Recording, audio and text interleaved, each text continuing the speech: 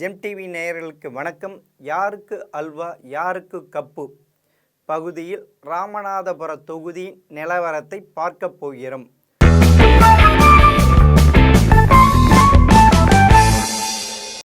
மூன்று முறை முதலமைச்சராக இருந்தவர். அதிமுகவில் ஜெயலலிதா காலத்திலேயே நம்பர் 2 இருந்தவர்.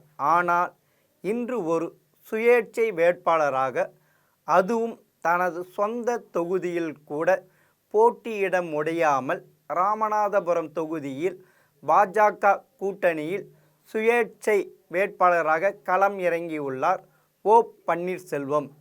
ஒரு காலத்தில் அரசியலில் செல்வாக்காக வலம் வந்து பிறகு எங்கே என்று தேடும் அளவிற்கு காணாமல் போனவர்கள் பட்டியலில் மிக பெரியது. அதில் ஓ பன்னீர்செல்வம் போலவே 10ஓடு 11ஆக காணாமல் போவாரா, இல்லை மீண்டு வருவாரா? ராமநாதபுரத்தில் அவருக்கு வெற்றி வாய்ப்புகள் எப்படி இருக்கிறது என்பது தெரியுமா?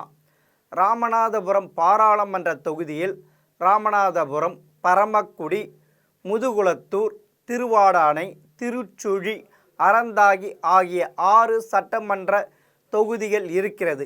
இந்த தொகுதியில் ஆண் வாக்காளர்கள் 7,97,012 பேர், பெண் வாக்காளர்கள் 8,08,955 பேர், மூன்றாம் பாலினத்தவர் 83 பேர்.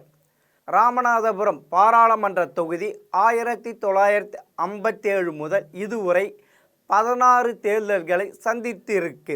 இதில் காங்கிரஸ் 5 முறையும், அதிமுக 3 முறையும், திமுக 3 முறையும், தமாக, பார்வேர்ட் பிளாக் சுயேட்சை வேட்பாளர், இந்தியன் யூனியன் முஸ்லீம் லீக் தலா 1 முறையும் வெற்றி பெற்று இருக்கு. 2019 பாராளுமன்ற தேர்தலில் திமுக கூட்டணியில் இந்தியன் யூனியன் முஸ்லீம் லீக் வேட்பாளர் நவாஸ் கனி 4,69,943 வாக்குகளை பெற்று வெற்றி பெற்றார். இவர் அதிமுக கூட்டணியின் பாஜக வேட்பாளர் நயனா நாகேந்திரனை விட 1,27,122 வாக்குகள் கூடுதலாக பெற்றார். இத்தேர்தலில் அமமுக வேட்பாளர் ஆனந்த் 1,41,806 வாக்குகள் பெற்றார். நாம் தமிழர் கட்சி வேட்பாளர் புவனேஸ்வரி 46,385 வாக்குகளை பெற்றார். அதன் பின்பு 2021 நடந்த சட்டமன்ற தேர்தலில் ராமநாதபுரம் பாராளுமன்ற தொகுதியில் உள்ள 6 தொகுதிகளையும் திமுக கூட்டணி கட்சிகளை வென்றன. இதில் ஒரு தொகுதியை கூட அதிமுக கூட்டணி வெற்றி பெறவில்லை. 2024 பாராளுமன்ற தேர்தலில் பாஜக கூட்டணியில் சுயேட்சையாக ஓ பன்னீர்செல்வமும், திமுக கூட்டணியில் தற்போது எம்பியான நவாஸ் கனி, அதிமுகவில் ஜெய பெருமாள், நாம் தமிழர் கட்சியில் சந்திர பிரபா ஜெயபால் ஆகியோர் முக்கிய வேட்பாளராக போட்டியிடுறாங்க. நவாஸ் கனி பெரும் பலம் வாய்ந்த கூட்டணி கட்சிகளின் ஆதரவுடன் சுறுசுறுப்புடன் பிரச்சாரத்தில் ஈடுபட்டு வருகிறார். எதிர்க்கட்சிகள் பிரிந்திருப்பதால் எங்கள் வெற்றி உறுதி, 2ஆம் இடம் யாருக்கு என்பதுதான் போட்டி என்கிறார்கள் திமுகவினர். தனது அரசியல் எதிர்காலத்தை தீர்மானிக்கும் தேர்தல் என்பதால் ஓபிஎஸ் அதிக தீவிரத்துடனே வலம் வருகிறார். முக்குளத்தோர் அதிகம் வசிக்கும் தொகுதி என்பதால் அவர்கள் கை கொடுப்பார்கள் என்ற நம்பிக்கையுடனே ஓபிஎஸ் இங்கே களம் காண்கிறார். முக்குளத்தோர் வாக்குகளுடன் அதிமுகவின் ஒரு தரப்பினர் வாக்குகளும் தனக்கு கிடைக்கும் என்று ஓபிஎஸ் நம்புகிறார். ஆனால் அது அதிமுகவின் இரட்டை இலையும் அக்கட்சியின் வேட்பாளர் ஜெயபாலுக்கு சாதகமாக இருக்கலாம். அவருக்கு ஆதரவாக முன்னாள் அதிமுக அமைச்சர்கள் பிரச்சாரத்தில் ஈடுபட்டு இருக்கிறார்கள். தனது அரசியல் எதிரியான ஓபிஎஸ்ஐ தோற்கடிக்க வேண்டும் என்பதில் எடப்பாடி தீவிரம் காட்டுவதால் தொகுதியில் பிரச்சாரம் சூடு பறக்கிறது. ஓபிஎஸ் வெளியூர்காரர் என்பதால் பின்னடைவாக இருக்கிறது.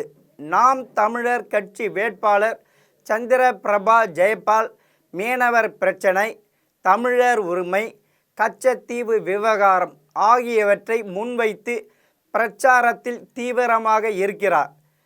தேனி மாவட்டம் பெரியகுளத்தில் 1952 பிறந்தவர் ஓ. பன்னீர்செல்வம். அப்பா ஒட்டகார தேவர் தனது குலதெய்வமான பேச்சியம்மாள் பெயரை நினைவில் கொண்டு பேச்சு முத்து என்றுதான் முதலில் பெயர் வைத்தார். பின்னர் அது பன்னீர்செல்வமாக மாறிப்போனது. பன்னீர்செல்வம் BA படித்து முடித்த பிறகு பால் பண்ணை நடத்தினார். அதன் பின்னர் தனது நண்பருடன் சேர்ந்து பெரியகுளத்தில் டீ கடை ஆரம்பித்தார். டீ கடை நடத்தி கொண்டே அவ்வப்போது அதிமுக கட்சி கூட்டங்களுக்கும் சென்று வந்தார். 1987 எம்ஜிஆர் மறைந்த பிறகு அதிமுக ஜெயலலிதா அணி, ஜானகி அணி என இரண்டாக பிரிந்தது. ஜானகி அணியில் இருந்த OPS கம்பம் செல்வேந்திரன் நெருக்கம் காரணமாக பெரியகுளம் நகர செயலாளரானார். 1991 அதிமுக ஒருங்கிணைந்த பிறகும் பெரியகுளம் நகர செயலரானார். அதோடு பெரியகுளம் நகர கூட்டுறவு வங்கியின் இயக்குனர் பதவியும் இவருக்கு கிடைத்தது. 1996 சட்டமன்ற தேர்தலில் அதிமுக தோல்வி அடைந்த பின்னர் நடைபெற்ற பெரியகுளம் நகரமன்ற தேர்தலில் OPS வெற்றி பெற்றார். 1999 பாராளுமன்ற தேர்தலில் அப்போது அதிமுகவில் பெரும் செல்வாக்குடனும் ஜெயலலிதாவுக்கு மிக நெருக்கமாகவும் இருந்த டிடிவி தினகரன் பெரியகுளம் தொகுதியில் போட்டியிட்டார். வெற்றி பெற்று எம்பியான தினகரன் தொகுதிக்குள்ளேயே குடியிருக்கும் திட்டத்தில் 2ஆம் ஆண்டில் பெரியகுளத்தில் OPS தம்பி ஓ. ராஜாவுக்கு சொந்தமான வீட்டிற்கு குடியேறினார். இதுதான் OPS வாழ்க்கையில் திருப்பு முனையாக அமைந்தது. டிடிவி தினகரன் மனதில் இடம் பிடித்த OPSக்கு அதன் பிறகு ஏறுமுகந்தான். நகரமன்ற தலைவர் பதவி முடிவதற்குள்ளே டிடிவி தினகரன் சிபாரிசால் 2001 சட்டமன்ற தேர்தலில் சீட்டு கிடைத்தது. வெற்றி பெற்று வருவாய்த்துறை அமைச்சரானார்.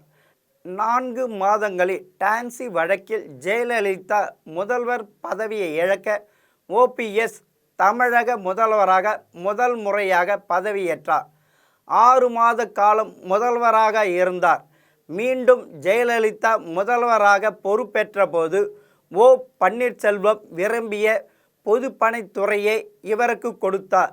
ஜெயலலிதாவின் 2001 முதல் 2006 வரையிலான ஆட்சி காலத்தில் செல்வாக்குடன் இருந்த அமைச்சர்கள் பலர் அதன் பின்பு இருந்த இடம் தெரியாமல் காணாமல் போனார்கள். ஆனால் சில இறக்கங்கள் இருந்தாலும் அதிலிருந்து மீண்டு வந்த ஜெயலலிதா மறைவு வரை அவருக்கு நம்பிக்கையானவராகவும் செல்வாக்கானவராகவும் வலம் வந்தார் OPS.